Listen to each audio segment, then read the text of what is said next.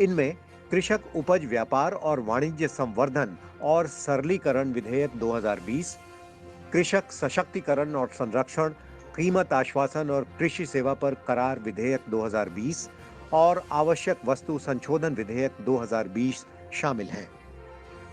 कृषक उपज व्यापार और वाणिज्य संवर्धन और सरलीकरण कानून 2020 के प्रावधान किसानों को अपनी उपज कहीं भी बेचने और खरीदने की अनुमति देते हैं। इसके प्रावधान राज्यों के एपीएमसी अधिनियम के प्रावधानों के होते हुए भी लागू रहेंगे।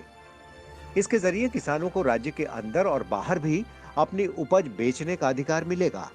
कानून में यह प्रावधान किया गया है कि कोई भी व्यापार करने पर राज्य सरकार किसानों, व्यापारियों और इलेक्ट्रॉनिक ट्रेडिंग प्लेटफॉर्म से कोई बाजार फीस, सेस या प्रभार नहीं वसूलेगी। कृषक सशक्तिकरण और संरक्षण, कीमत आश्वासन और कृषि सेवा पर करार कानून 2020 कृषि उत्पादों की बिक्री और खरीद के संबंध में किसानों को संरक्षण देने और उनके सशक्तिकरण के लिए खाका प्रदान करता है। इसमें किसी भी उपज के लिए बुआई से पहले समझौता करने का प्रावधान है। किसानों को कृषि उपज के मूल्य का आश्वासन मिल सकेगा।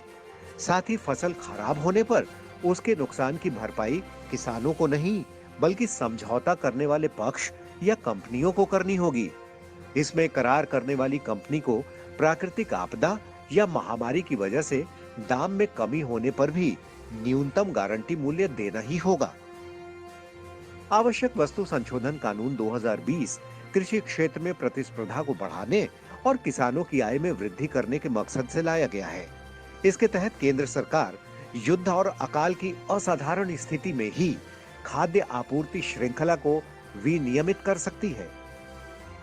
नए कानूनों का उद्देश्य किसानों को अतिरिक्त आय उपलब्ध कराने के लिए कृषि उपज विपणन समिति एपीएमसी मंडी के अतिरिक्त अपनी उपज बेचने का विकल्प देना है।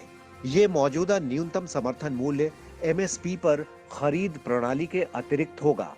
इससे किसानों की आय में स्थिरता आएगी। इन कानूनों से ऐसा माहौल तैयार होगा जिसमें किसान और व्यापारी को अपनी कृषि उपज खरीदने और बेचने की आजादी होगी।